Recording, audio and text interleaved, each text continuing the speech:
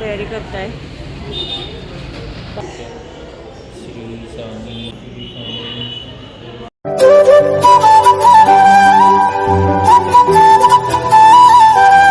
श्री स्वामी समर्थ. सगळ्यांना नमस्कार. तर आजचा खूप छान असा दिवस आहे आणि आजपासूनच म्हणूया की खूप छान अशी सुरुवात झालेली आहे. आता सकाळची सगळी कामं माझी झालेली आहेत. तर आज तुम्हाला नेणार आहे स्वामी समर्थांच्या केंद्रात. तर इथे जायचं आहे आणि तुम्हाला सगळ्यांना माहिती आहे, जे स्वामी भक्त आहेत किंवा जे स्वामी केंद्रात जातात स्वामींच्या, त्यामुळे सगळ्यांना माहिती आहे की उद्यापासून सुरू होत आहे आपलं गुरुचरित्र पारायण. तर उद्यापासून तर दत्त जयंतीपर्यंत म्हणजे 7 दिवसापासून 7 दिवसापर्यंत ते पारायण जे आहे ते चालणार आहे आणि मी पण पहिल्यांदा करणार आहे पारायण. तर खूप मला उत्साह वाटतो ते आणि त्यासाठी मला खूप सारं अजून घरातलं आवरायचं आहे की आपण जेव्हा पारायणला बसतो तर त्याच्या आदल्या दिवशी म्हणजे पारायणाला उद्यापासून सुरुवात करणार आहे. तर आज 4 कुत्र्यांना आणि एका गाईला नैवेद्य द्यायचं आहे. तर त्याची सगळी तयारी मी आता केलेली आहे. तर मग मी आता तेच करते. समोर गाई पण बसल्या आहेत तर मग मी त्यांना नैवेद्य वगैरे जे आहे ते आता देऊन देते. किंवा त्या मार्गात असतील तर प्लीज ते जर व्हिडिओ पाहत असतील तर मला समजून घेऊ शकताय, कारण मी हे सगळं पहिल्यांदा करते. तर नक्कीच मला कमेंटद्वारा तुम्ही सजेस्ट करू शकताय की काय चूक आहे, काय बरोबर आहे. ते नक्की नियम आहेत तर चला एक एक आपल्याला रोज मला जसं जमेल तसं तुम्हाला सांगत जाईल. तर आधी बाहेर बघून येते. तर या ठिकाणी ना कालचे जे आवळे आपण तयार केलेले होते ते असे छान असे उन्हात ठेवलेले आहेत. एक मुंग्या. तर 2 तास आपल्याला 3 ते 4 दिवसपर्यंत ना असं छान उन्हात आपल्याला असं झाकण मारूनचा डबा ठेवायचा आहे. नंतर पुन्हा घरात न्यायचा आहे. आता माझा जवळजवळ झाकण उघडायचं नाही आहे, जवळजवळ 1 तास झालेला असेल. साईडला मुंग्या लागत्या वाटतं बरं कायला. तर आता याला आपण अजून अर्धा पाऊण तास राहू देते छान उन्हात.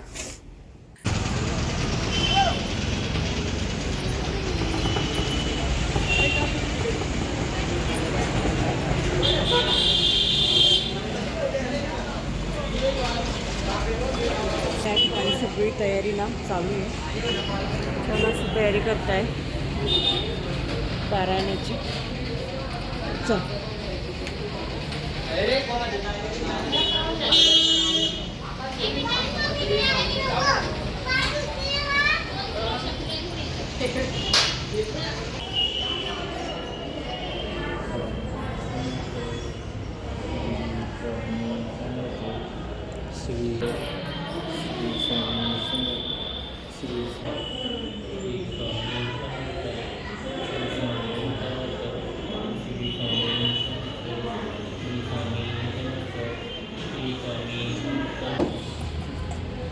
जिथे आपल्याकडे नाही एवढी भोंगडे असेल तुम्ही ठेवून घ्या. पारायणाचं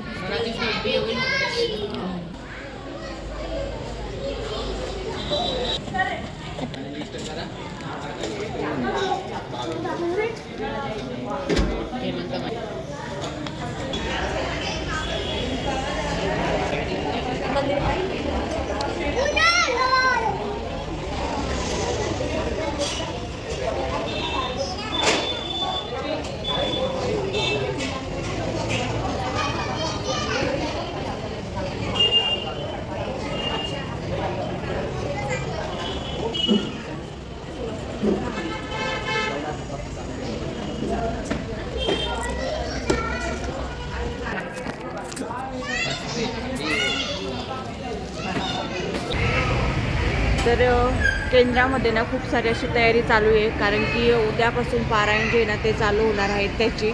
लहान मोठे मुलं असतील, बायका असतील, मुलं असतील, सगळे असे कामाला जुटलेले आहेत. तर मला हवी असलेली पोथी पण मिळाली आहे आणि स्वामींचा फोटो पण घेतलेला आहे. आणि आता चला बाकी जी तयारी आहे ती आपण करूया. चला आपल्याला पण घरी गेल्यावर करत आहे. तर केंद्रात वगैरे जाऊन आलेली आहे आणि तुम्ही पाहिलं असेल की केंद्रामध्ये किती सारी तयारी चालू होती. सगळेजण अगदी असे मनापासून एखादा उत्सव जो आहे तो साजरा करत आहेत की काय असं वाटायला लागलेलं. आणि किती वेळ तर मी तिथेच थांबलेली, कारण खूप छान आणि प्रसन्न वाटत होतं. पण मला केंद्रात जाऊन पारायण करणं खरं शक्य नाही आहे, त्यामुळे मला घरी करावं लागतंय. तर स्वामींची इच्छा असेल तर मग नक्कीच एक दिवस मी केंद्रात जाऊन ही पारायण हे नक्की करेल. तर खूप प्रसन्न वाटत होतं. केंद्रात आमच्या इकडे 2 ते 3 केंद्र आहेत इकडे. एक सिटी बाहेर आहे, ते पण खूप छान आहे. मी तिकडे पण जाऊन आली. जर मला ह्या 7 दिवसात जमलं तर, नाहीतर मग कधी जमलं तर मी नक्की तुम्हाला त्या केंद्रातला एक व्हिडिओ जो आहे ना तो मी नक्की दाखवेन. खूप छान असं केंद्र आहे ते, मी नक्कीच तुम्हाला दाखवेन. तर घरी आल्यानंतर मग स्वामींचा फोटो वगैरे पण आणलेला आहे, पोथी आणलेली, फुलं माळा वगैरे. आणि आज मला लक्षातच नाही की बाजार होता, त्यामुळे खूप गर्दी होती, त्यामुळे खूप काही शूटे झाले नाही. मला एकच होतं की मी जे काय घेतलंय ते पटकन घेईल आणि घरी येईल. मी त्याच ह्याच्यात होती. मी तुम्हाला खोटं वाटत असेल, मी भाजीपाला वगैरे काहीच नाही घेतलेलं, तशी झालेली. आणि आता चहा वगैरे घेतलेलं, थोडंसं फ्रेश वाटते. आणि आत्ता मला करायचं आहे, कारण की देवघराजवळ जागा मला एवढी नाही, कारण की देवघर हे किचनमध्ये आहे. आणि गुरुवारचा पाठ राहील, पुन्हा वैभवलक्ष्मीचा पाठ राहील, म्हणजे शुक्रवारचा. तर मग आपल्याला 7 दिवस कंटिन्यू तिथे आपल्याला पारायण लावायचं. तर मला तेवढी जागा किचनमध्ये नाही आहे. इकडे साईडला आहे तर मग बेसिंग आहे, तर ते पण नको, आपल्यासारखं हात पाय तिकडे लागेलच. म्हणून या साईडला म्हणजे मागचं दारच आहे, त्यामुळे तिकडे पण आपल्याला करता येणार नाही. तर त्यामुळे मग मला मिस्टर म्हटले की हा जो मधला रूम आहे ना, हा इथे फक्त यांचं टेबल आहे किंवा त्यांची पुस्तकं वगैरे आहेत आणि एक सोफा आहे. तर मग त्याला मी साईडला करते आणि हा टेबल त्या साईडला ट्रान्सफर करते. आणि ही जी साईड आहे, तर या साईडला मला आत्ता चौरंग वगैरे जे आहे ते मांडायचं आहे, म्हणजेच आपली पूजा मांडणीची आहे पारायणाची. ती आत्ता सगळी पूजा वगैरे मांडून घे.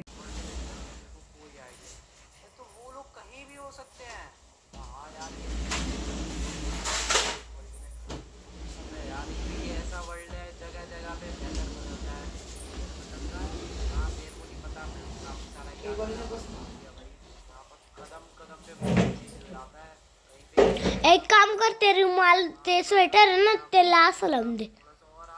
टेबल हा नाही रे, रस्त्यात टेबल. अगं सरकून बस.